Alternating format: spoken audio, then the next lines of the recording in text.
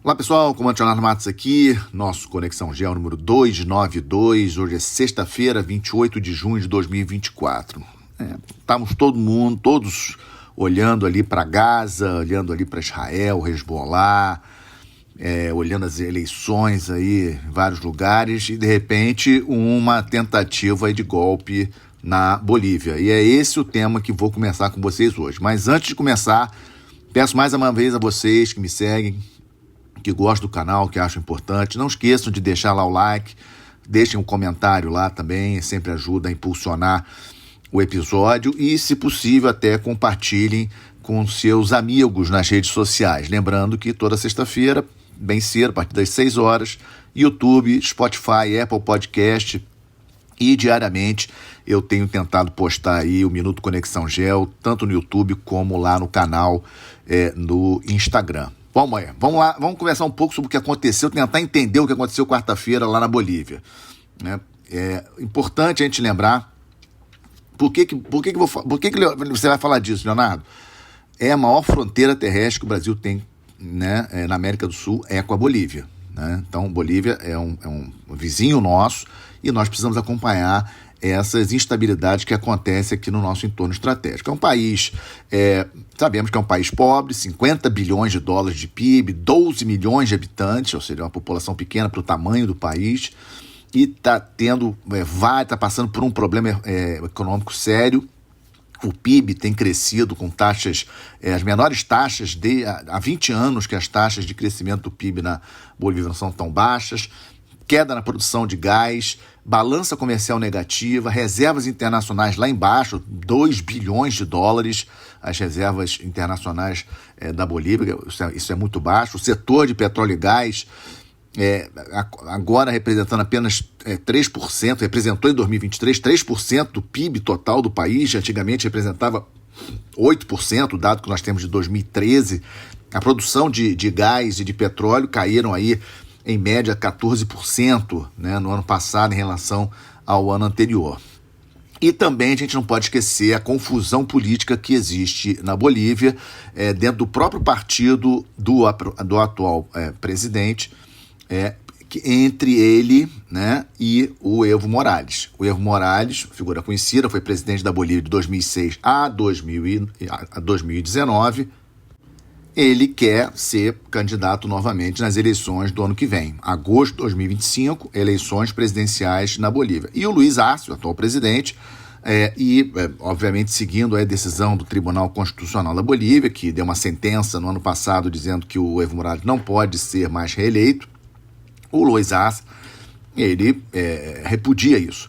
O que está acontecendo é que o Evo Morales está sabotando o governo do Arce, né, com protestos, incentivando protestos, falando mal do Arce, e os dois são do mesmo partido. Pois bem, então esse clima bastante complicado no país, na quarta-feira, de repente, né, na tarde de quarta-feira, o comandante do Exército aparece com alguns veículos blindados na praça principal da capital La Paz, em frente do Palácio do Governo, e com cenas aí que nós vimos aí muito preocupantes. Graças a Deus não vimos mortos, né, feridos levemente, mas nada de mortos, graças a Deus. E vimos uma cena inusitada, que foi o general Zuniga, o que aconteceu com o general Zuniga? Ele foi escolhido pelo Luiz Arce para ser o comandante do Exército em 2022, e por todas as informações que nós coletamos nos periódicos bolivianos e analistas da própria Bolívia, o general Zuniga tinha uma boa relação com o Arce. E voltando para a quarta-feira, vimos uma cena inusitada que foi o general Zuniga saindo de um carro de combate e entrando no Palácio Governamental, e temos vídeo disso na internet, dele falando com o presidente, e o presidente mostrando aí bastante insatisfação. Nós não temos o áudio do que foi falado, mas muito estranho para um motim, né? Quando se faz um golpe de Estado, um motim, a coisa é feita de uma maneira mais organizada, me parecia uma coisa muito amadora, nenhum país apoiando de alguma forma esse movimento. Foi uma coisa muito, muito pontual. O general Zuniga, ele teve o apoio do comandante da Marinha e de alguns elementos, né, do Exército, que foram esses que chegaram lá na praça principal de La Paz. Pois bem, o Luiz Arce despachou o Zuniga, entrou novamente no palácio e deu posse a 3 novos comandantes militares. Isso tudo na quarta-feira de tarde. E à noite de quarta-feira, o general Zuniga e o comandante da Marinha foram presos. E o dado que nós temos até ontem à noite, o total de 17 presos, sendo os 2 mais conhecidos, né, o comandante do Exército, o ex-comandante do Exército e o ex-comandante da Marinha. O que chamou a atenção de muita gente foi quando o general Zuniga foi preso na noite de quarta-feira, ele falou para alguns repórteres ali na saída ali do quartel-general do Exército de que isso tinha sido combinado com o presidente Luiz Arce, porque o Luiz Arce estava com uma popularidade muito baixa, muito preocupado com os protestos que estavam sendo incentivados pelo Evo Morales, e o Zuniga, que tinha sido destituído pelo presidente Luiz Arce na terça-feira por causa de declarações do Zuniga no final de semana e na segunda-feira contra o ex-presidente Evo Morales, o Zuniga disse que ele fez isso para proteger o país, proteger o Luiz Arce a pedido do Luiz Arce. Então isso realmente é muito estranho, né? Não temos agora como afirmar o que realmente tem por trás disso.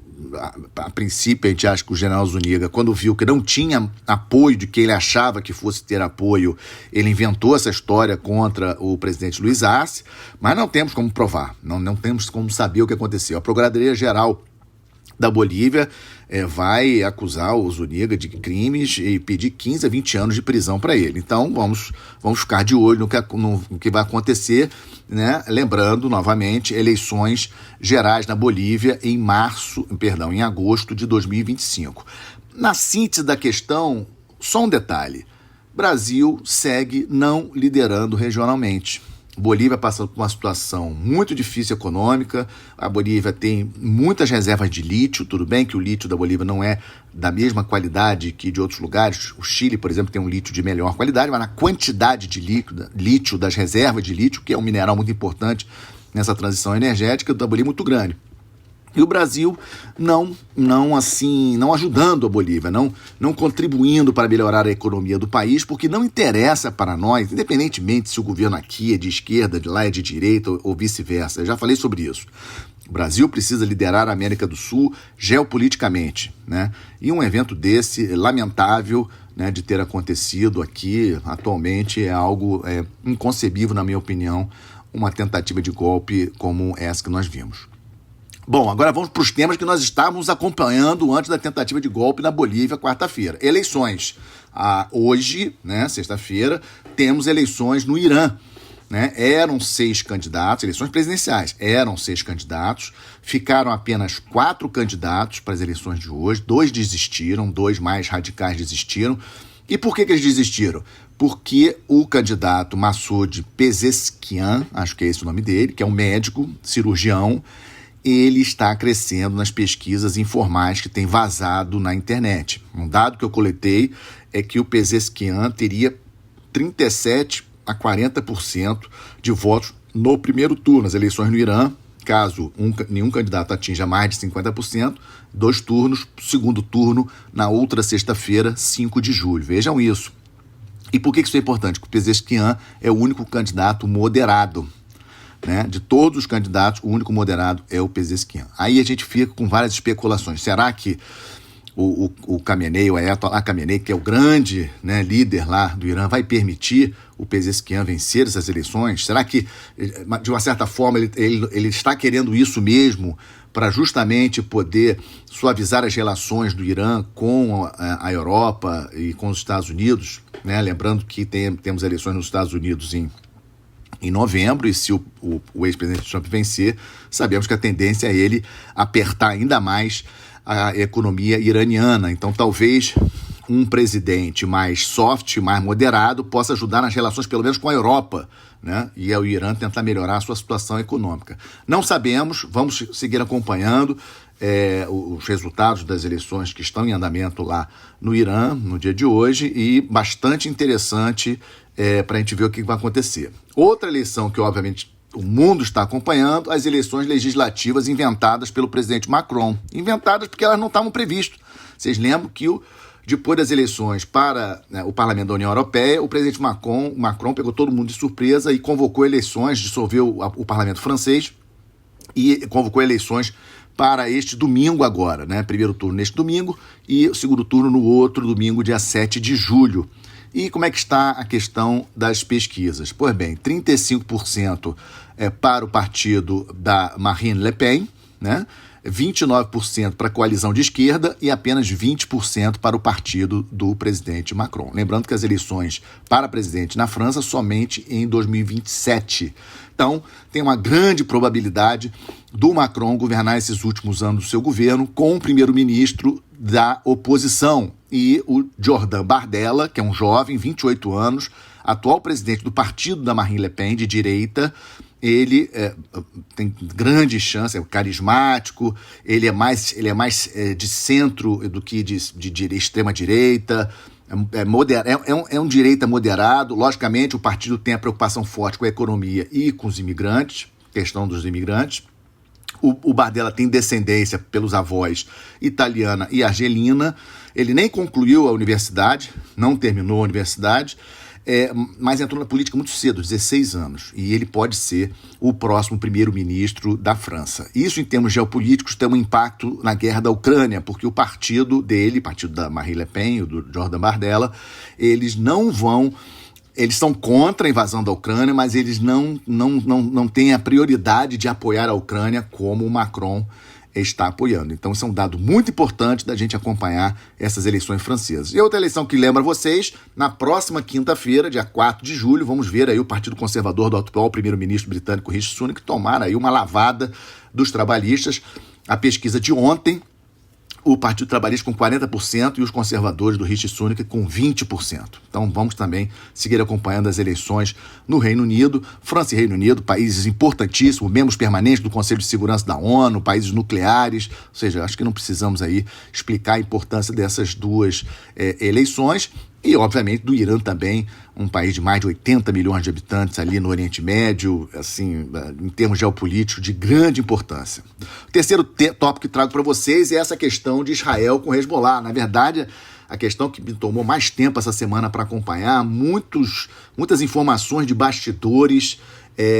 Por exemplo, a questão das declarações daquele grupo Houthi, aqueles xiitas lá do Iêmen, de que eles tinham atacado o porta-aviões americano nuclear, né, o Eisenhower, que estava em patrulha ali no Mar Vermelho, e tinham atacado, né? Os Houthis já chegaram a dar, acho que mais de 2 declarações dizendo que tinham acertado o porta-aviões. Não vimos nenhuma imagem do porta-aviões para dizer se foi ou não foi acertado. Os americanos, obviamente, negaram isso.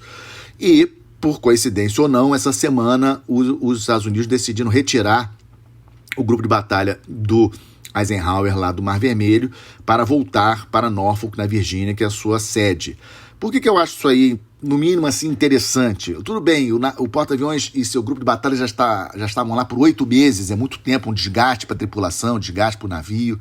Mas, assim, me pareceu uma certa coincidência ter ocorrido esses dois anúncios dos Houthis de ataques ao porta-aviões e, ao mesmo tempo, essa decisão de retirar o porta-aviões de lá sem chegar outro. Esse é que é um detalhe importante. No momento, nós não temos nenhum porta-aviões dos Estados Unidos na área do Mar Vermelho, Golfo de Aden, Mar da Arábica, não tem nenhum porta-aviões lá. A situação atual é que o grupo de batalha do Eisenhower está atracado na Grécia e o grupo de batalha anfíbio, né, o grupo anfíbio do USS Wasp, não é um porta-aviões, é um navio enorme, na verdade, né? Ele tem helicópteros, tem aviões que decolam verticalmente, é um naviaço.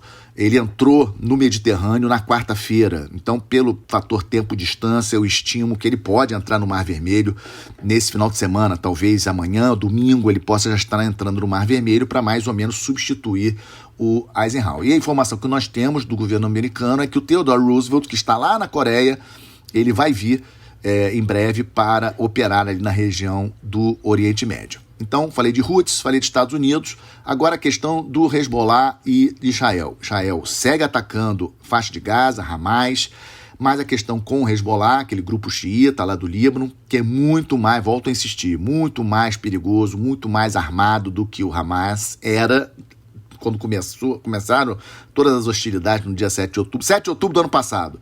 O Hezbollah era muito mais forte do que o Hamas, naquele momento já era, né? Logicamente que agora o Hamas bastante fragilizado pelos ataques de Israel, o Hezbollah muito mais armado, muito mais, um número maior de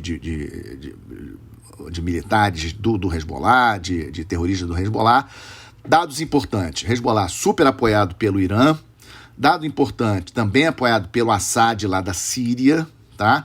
E saiu uma informação essa semana preocupante de que o Hezbollah tinha concentrado em alguns armazéns no aeroporto internacional de Beirute mísseis, foguetes, muito armamento. E a preocupação porque se isso saiu, Israel sabe, se Israel sabe, esse depósito pode ser alvo. E se for alvo, isso é no meio do aeroporto internacional de Beirute. Vejam só que situação. Então é uma preocupação muito grande.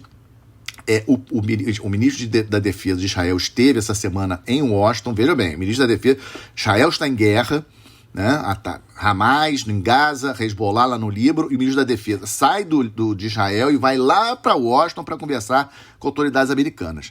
Logicamente, ele foi conversar coisas que não dá para conversar pelo telefone, não dá para conversar em lugares que podem ser captados por outros países, né? Então, pode ser que ele tenha ido mostrar qual é o plano de Israel para o ataque ao Hezbollah no sul do Líbano. Há uma grande preocupação na região com relação a essa possibilidade e vamos seguir acompanhando aí um conflito muito complicado que nós não temos como prever quando vai acabar. O Netanyahu numa situação muito difícil, o primeiro-ministro lá de Israel, ele recebe pressão de todos os lados, recebe pressão dos radicais mais à direita, mais ortodoxos, recebe pressão da esquerda israelense, que vai às ruas todo final de semana reclamar, e cadê os reféns, etc. Então, assim, a situação em Israel e ali na região muito tensa.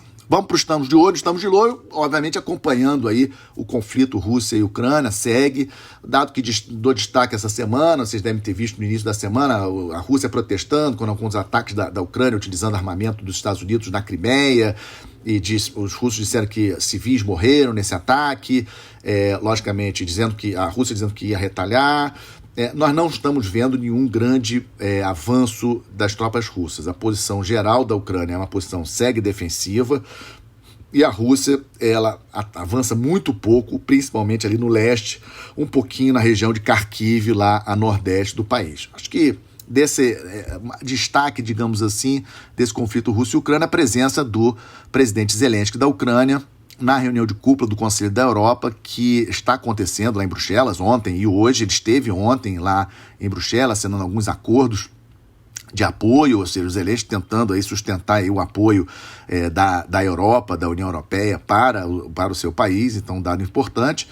E estamos aguardando a confirmação, deve sair hoje a confirmação sobre a reeleição da Ursula von der Leyen, né? A Ursula von der Leyen como presidente da Comissão Europeia, e a escolha do português Antônio Costa para presidente do Conselho Europeu e da atual primeira-ministra da Estônia, a Kaja Kallas, como a ministra de Relações Exteriores da União Europeia. Isso deve sair hoje. Também estamos de olho na situação do Haiti. O primeiro grupo de policiais do Quênia chegaram essa semana no Haiti, 400 militares, 400 policiais. A expectativa de chegada de mais 600, um total de 1.000 policiais quenianos estão sendo esperados lá no Haiti para tentar conter aquela questão das gangues. Já tenho falado para vocês, uma coisa horrorosa lá desde fevereiro. A situação no Haiti muito violenta, muito perigosa, e também fica na expectativa sobre a chegada de mais 1.500 policiais de outros países ali da região. Essa era a promessa. Só que, coincidentemente, essa semana o Quênia também explodiu. Ocorreram protestos no Quênia violentíssimos, Nairobi, capital do Quênia, contra uma nova lei de aumento de taxas, né? O presidente teve que cancelar essa lei, não assinou. O parlamento chegou a votar a lei, chegou a autorizar essa lei de aumento dos impostos, mas com o tamanho dos protestos lá em Nairobi, o presidente acabou não assinando. Então, o Quênia conturbado, mas enviando esses policiais para o Haiti, que também está mais conturbado, muito mais conturbado do que o Quênia. Falando de África, o comandante, o chefe de Estado-Maior das Forças Armadas dos Estados Unidos esteve na África essa semana, esteve mais especificamente em Botsuana, se reunindo com líderes de forças armadas africanas. Grande preocupação dos Estados Unidos com relação à retirada das suas tropas do Níger. Ainda temos militares americanos, ainda existem alguns militares americanos no Níger, né? O prazo de saída deles é 15 de setembro. E os Estados Unidos buscando aí uma outra opção de base. Falou-se aí na reunião em Gana, Benin, Costa do Marfim. Eu diria que Gana tem grande chance, por ser língua inglesa. Eu acho que se os Estados Unidos vai ter uma base forte ali na região, seria em Gana. E também em andamento um exercício conjunto entre Estados Unidos, Coreia do Sul e Japão, com o grupo de batalha do Theodore Roosevelt, aquele porta-aviões nuclear que eu comentei com vocês, que vai lá para o Oriente Médio, logo em seguida, quando terminar essas operações. Esse exercício conjunto começou ontem, quinta-feira, termina amanhã, sábado, e o interessante envolvendo forças navais e aéreas dos Estados Unidos, Coreia do Sul e Japão. Obviamente, quem não está gostando nada disso, Coreia do Norte. E vamos à boa notícia, uma excelente notícia, fiquei muito satisfeito, recebi essa notícia de um policial federal, um delegado da Polícia Federal, amigo meu, informando que, eu verifiquei obviamente isso na internet para passar para vocês, o delegado da Polícia Federal, Valdeci Urquiza, né, ele foi indicado para ser o próximo secretário-geral da Interpol. Poxa, Leonardo, mas por que isso é importante? Isso é importantíssimo, porque o Urquiza vai ser o primeiro secretário-geral da Interpol de um país em desenvolvimento. Nenhum outro secretário na história, 100 anos da Interpol, nenhum secretário-geral africano, América do Sul, ou outro país, sul da Ásia, nada disso. Ou seja, é um dado bastante importante. Urquiza, delegado da Polícia Federal desde 2007, natural do Maranhão, 43 anos, e com essa excelente notícia, para dar orgulho para o Brasil, de termos... O Brasil, o Urquiza não foi escolhido só pela competência dele, gente. O Urquiza foi escolhido pelo Brasil. Isso que a gente tem que colocar na cabeça. O Brasil, ele é um país importante no sistema internacional. Podíamos ser mais importantes? Podíamos, mas o Brasil é sim um país importante no sistema internacional, e é com essa ótima notícia que termino mais um Conexão Geo, agradecendo a vocês. Não esqueçam, deixem o seu like, compartilhem com seus amigos, ajudem a divulgar o canal. Um bom final de semana, até a próxima sexta-feira. Muito obrigado.